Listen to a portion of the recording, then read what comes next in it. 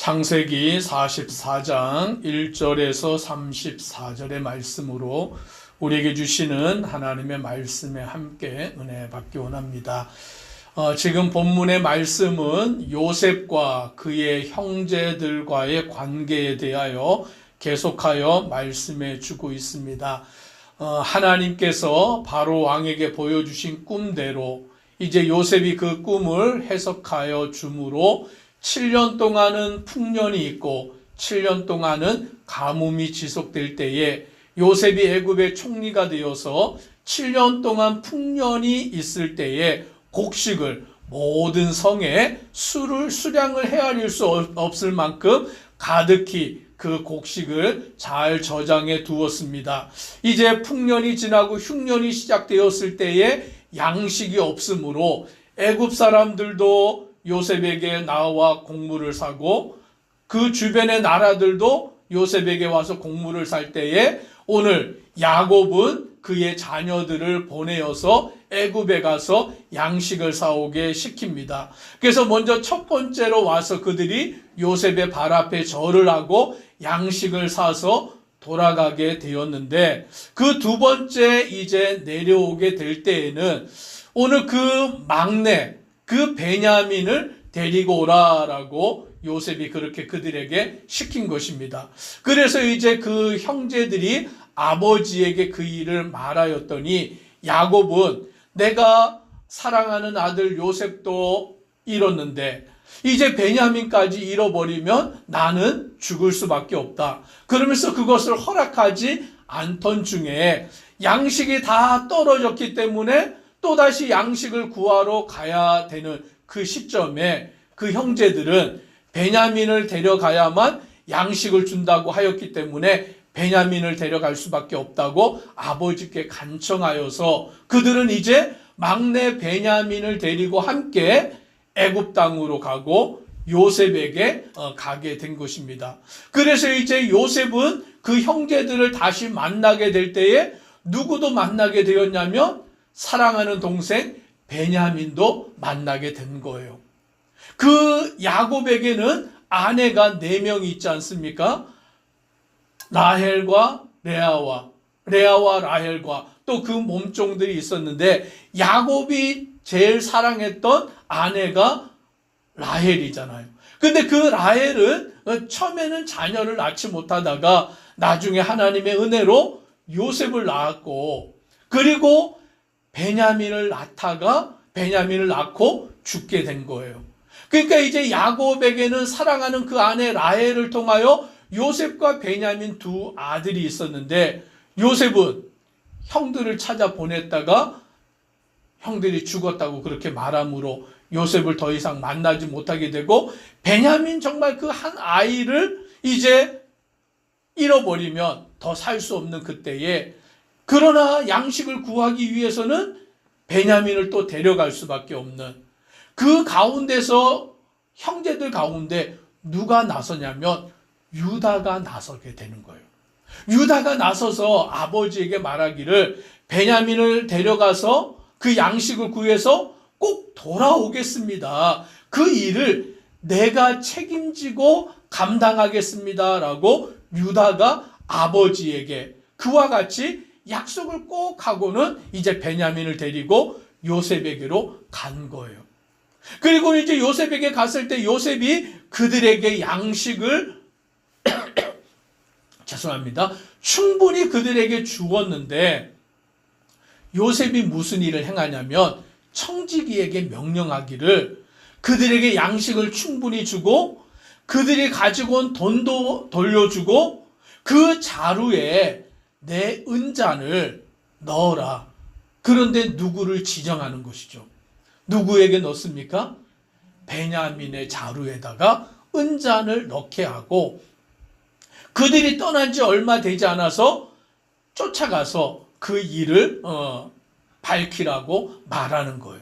그래서 이 청지기가 요셉의 명령대로 행하여서 우리 주인이 너희에게 선을 베풀었는데 너희는 어떻게 악으로 갚느냐? 우리 주인의 은자를 훔쳐간 자가 있다라고 그렇게 말하니까 우리는 훔쳐간 적이 없습니다. 어찌 우리가 그런 일을 할 수 있겠습니까? 우리 자루를 살펴보시고 누구라도 그것이 나오면 그를 잡아 가두십시오라고 그렇게 명하였을 때 이제 그 자루를 찾아보니까 누구에게서 나왔느냐? 12절 같이 함께 읽습니다.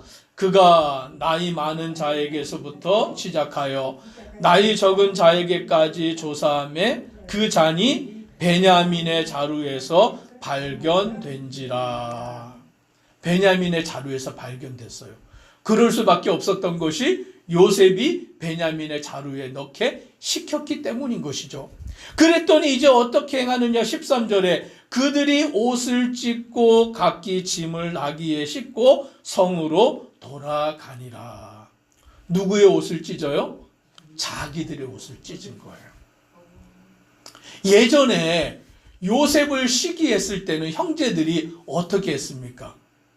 요셉을 죽이려고 하였고 그 첫째 르우벤이 그렇게 하지 말자라고 하므로 죽이지는 않았지만 구덩이에 가두었다가 상인들 앞에 팔아서 애굽으로 종으로 팔아 넘길 때 그 형제들은 누구의 옷을 찢었습니까?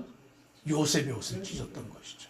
요셉의 옷에다가 짐승의 옷을 발라가지고 아버지에게는 요셉이 짐승에게 잡혀 죽었습니다. 그렇게 말한 형제들이잖아요.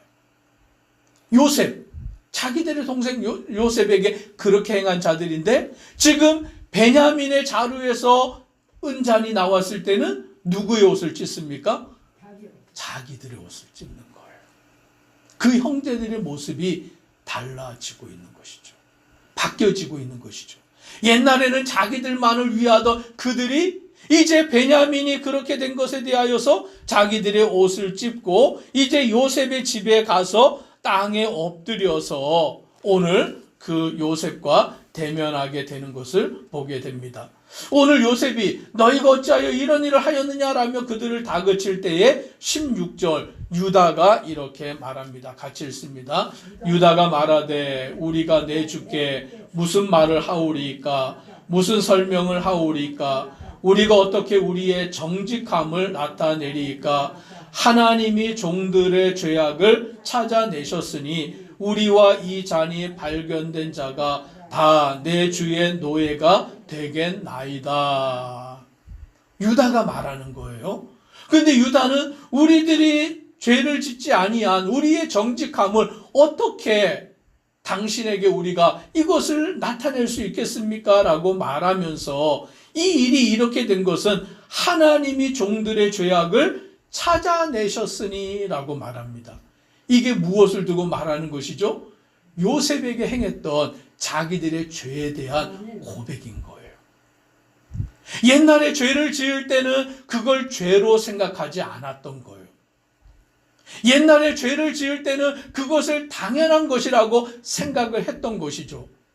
요셉이 미웠기 때문에, 요셉이 아버지의 사랑을 독차지했기 때문에 어떻게든 요셉만 없어지면 되겠다라고 생각했던 형들인데 이제 베냐민의 자루에서 은잔이 나오고 베냐민이 종으로 잡힐 수밖에 없는 처지에 놓이게 될 때는 그걸 누구의 죄로 그들이 생각합니까? 자기들의 죄로.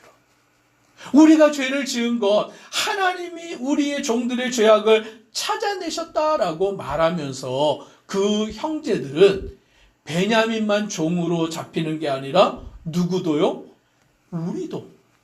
우리 모든 형제들도 주의 종이 되겠습니다. 노예가 되겠습니다. 라고 그렇게 말하는 모습을 보게 됩니다. 그 모습이 어떻게 된 거죠? 완전히 달라지지 않았습니다. 오늘 우리가 예수 그리스도를 믿을 때에 우리의 신앙과 우리의 마음이 변화되어야 되는 줄 믿습니다. 옛날에는 죄를 지어도 죄인지 모르고 살아갔고, 옛날에는 미워하며 살아가고, 시기하고 살아가고, 질투하고 살아가고, 나밖에 모르는 모습으로 살아갔다면 이제 우리는 예수 그리스도 안에서 변화가 되어져 가는 거예요. 미워하던 사람도 덜 미워하게 되고, 덜 미워하다가 용서하게 되고, 나만을 위해서 살아가다가 이제 다른 사람을 위하여 살아가는 그런 모습으로 변화되어져 나아가는 것이죠.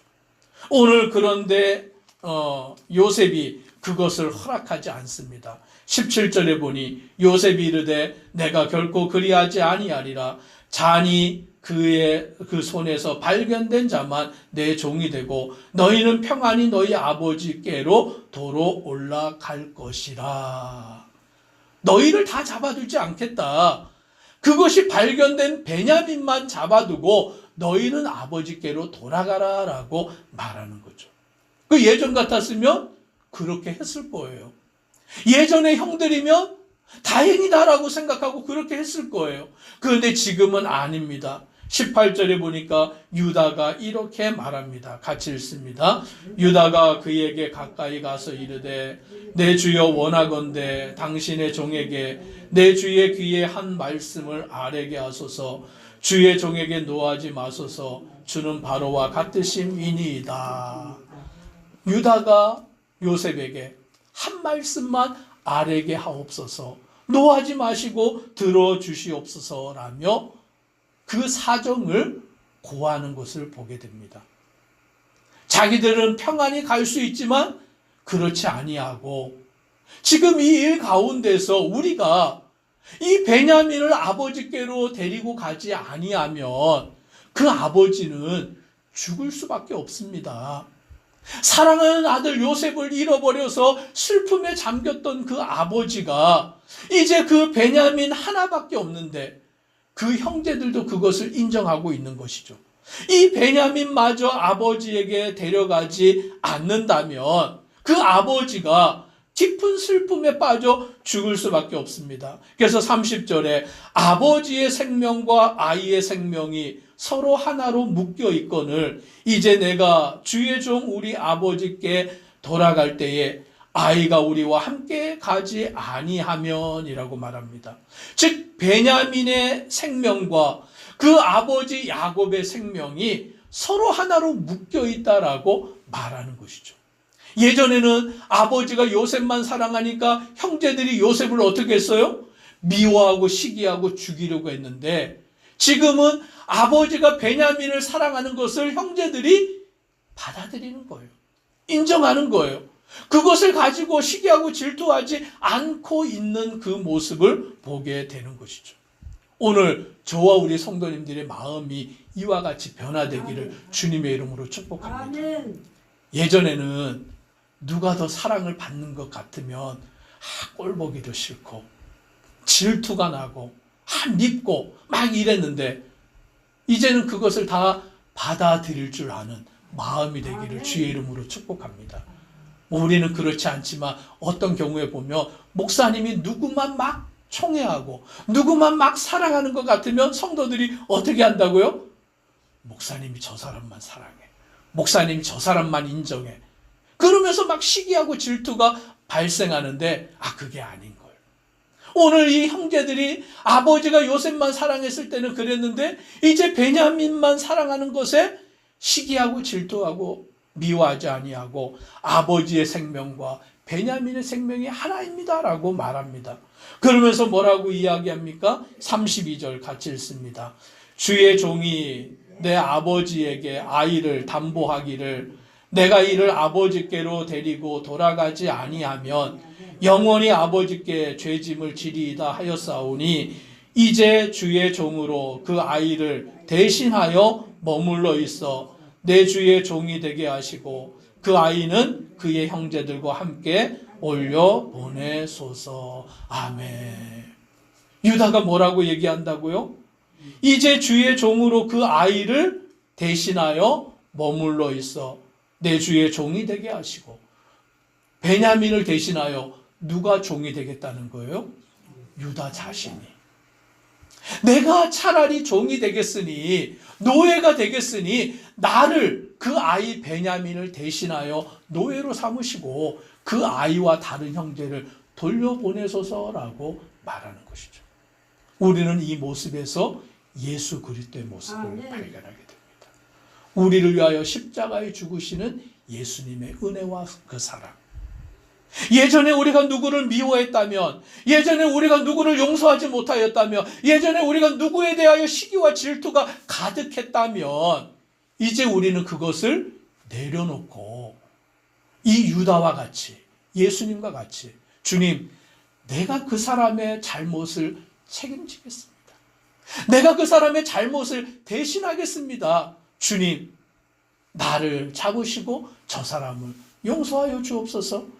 이것이 예수님의 기도잖아요. 십자가에서 아버지여 저들의 죄를 용서하여 주옵소서. 자기들의 죄를 알지 못하나이다. 오늘 예수님의 마음이 우리의 마음 되기를 주의 이름으로 축복합니다. 기도드리겠습니다. 사랑의 하나님, 베냐민이 잡혀서 있을 수밖에 없고 형제들은 아버지께로 돌아가는 그와 같은 상황이 벌어졌을 때에 형제들은 예전에는 그것을 당연한 것으로 생각하였을 테고, 아, 잘됐다, 우리들은 살아갈 수 있으니 잘됐다라고 생각했을 것입니다. 요셉을 미워했던 그 형제들은 지금은 달라져서 베냐민의 생명을 아버지의 생명과 같은 것으로 여기고, 오늘 그 베냐민이 무사히 돌아가지 아니하면 아버지가 죽을 수밖에 없습니다라고 말하며, 유다가 베냐민을 대신하여 내가 종이 되겠습니다. 내가 노예가 되겠습니다. 베냐민은 살려주시고 우리 형제들은 돌려주십시오라고 말하는 자들로 변화가 된 것입니다. 오늘 이 모습이 예수님의 마음입니다. 우리가 주님의 마음을 품고 살아가도록 은혜 더하여 주옵소서. 예수님 이름으로 기도드리옵나이다. 아멘.